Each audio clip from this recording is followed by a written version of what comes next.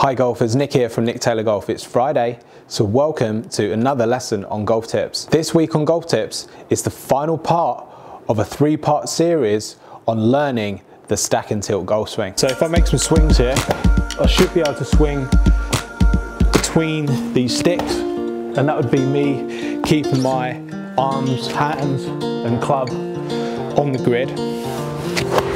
In part one, we talked about how to set up the camera and the things to look for when you're controlling the low point of the swing. In part two, we focus on the body movement in the stack and tilt golf swing. In today's lesson, we're going to focus on the hand path in the stack and tilt golf swing. In today's lesson, I'm going to show you guys how to set up the grid.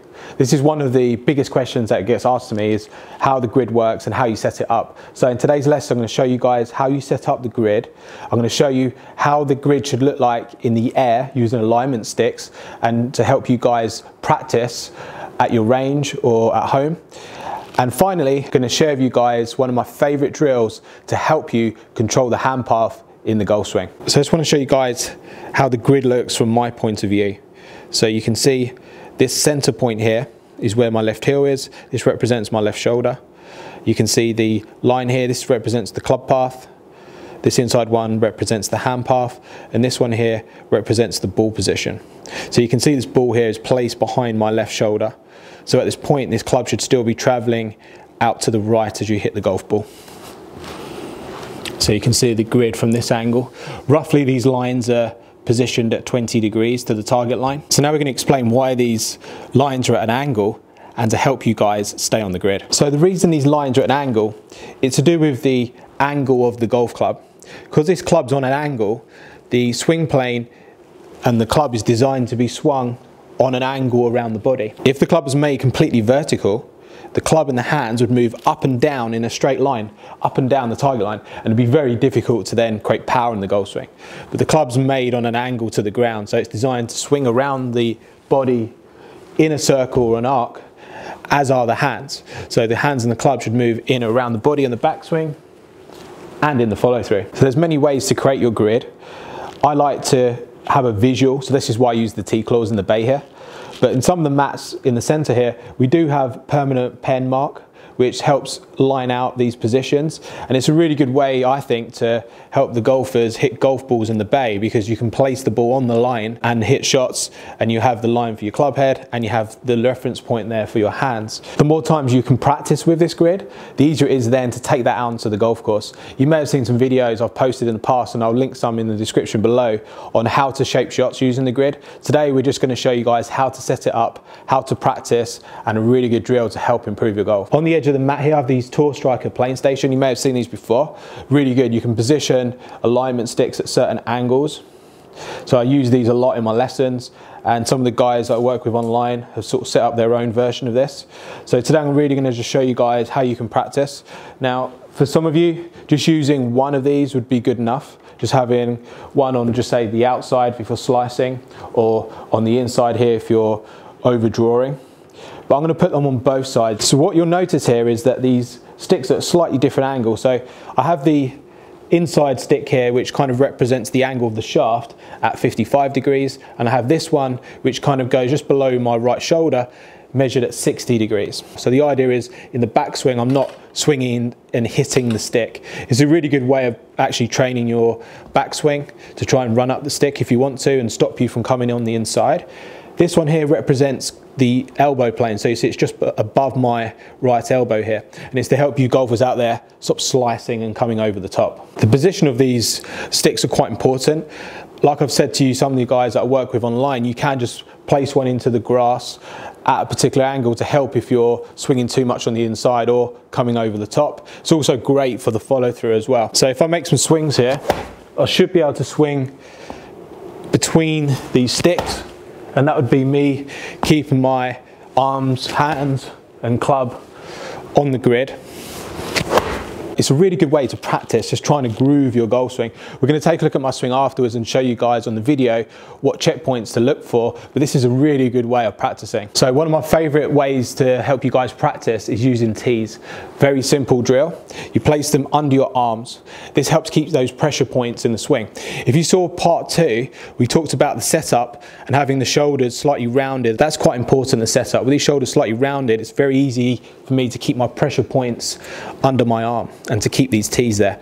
So the idea is you place the tees under the arms and this keeps the pressure points in the golf swing. If I was to start to take the club too much on the outside and hit the stick, my arm would get disconnected here and the tee would probably drop out. So the idea is we're trying to get the feeling of keeping these tees there throughout the golf swing. It's a really good feeling to take out onto the golf course. So feeling the pressure points, getting the setup right with the head's really important, and then making some swings. That felt really good. The purpose of having the tees there is to help you in the backswing, but it's also to help in the follow through as well, keeping the arms connected. And that will keep you on the grid. So we're going to sit down now, take a look at my swing in a little bit of detail and give you guys some checkpoints to look for to improve your golf. Just looking at the club data there, you can see my swing path was 6.5 degrees into out. Angle of attack was 2.7 degrees downwards.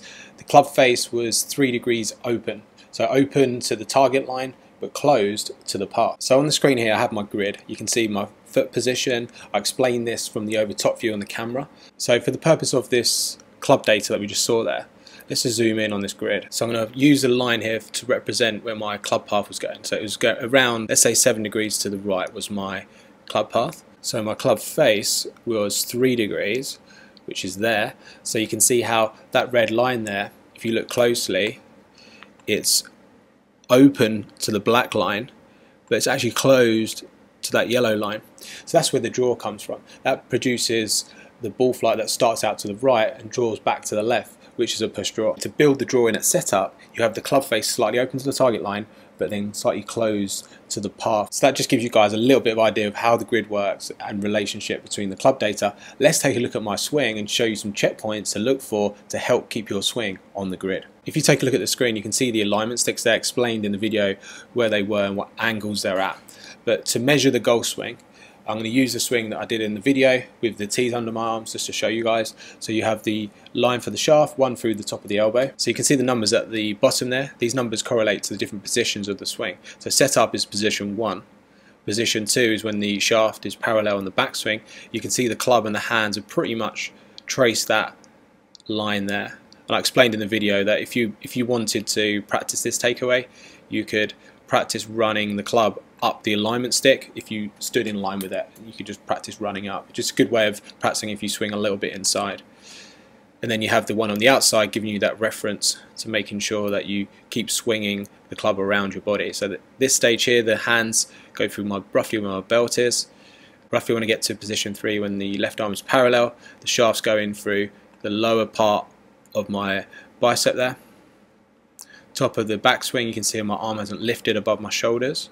Then as I start down, you'll see how the shaft now at position 5, when the left arm's parallel, is going through the middle of my bicep. So the left arm parallel positions are really good checkpoints to make sure you're staying on grid.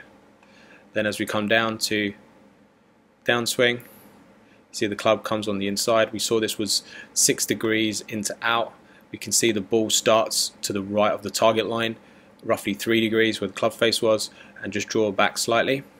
That's where the draw comes in. It doesn't come from me rolling my hands as I go through.